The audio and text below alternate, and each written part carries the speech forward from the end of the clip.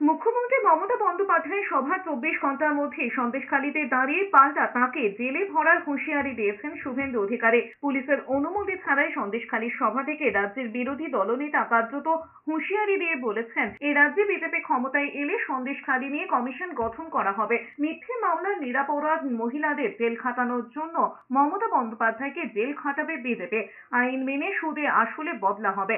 সোমবার সন্দেশখালী সভা থেকে মমতা বন্দ্যোপাধ্যায় মহিলাদের সতর্ক করে বলেছিলেন দুষ্টু লোকদের খপ্পরে না পড়তে, কেউ ডাকলে না যেতে। তারই জবাবে শুভেন্দু অধিকারীর পাল্টা মমতা বন্দ্যোপাধ্যায়কে সব থেকে বড় দুষ্টু বলে আক্রমণ করেছেন। তিনি বলেছেন, মমতা বন্দ্যোপাধ্যায় শিবু শাহজাহানের কীর্তি ভুলে যেতে বলছেন।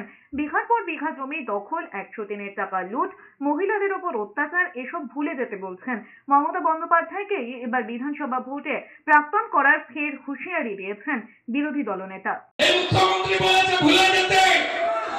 শিবু শাহজাহানের কাণ্ড, কে দুষ্টু লোক মাননীয়া, কে দুষ্টু লোক?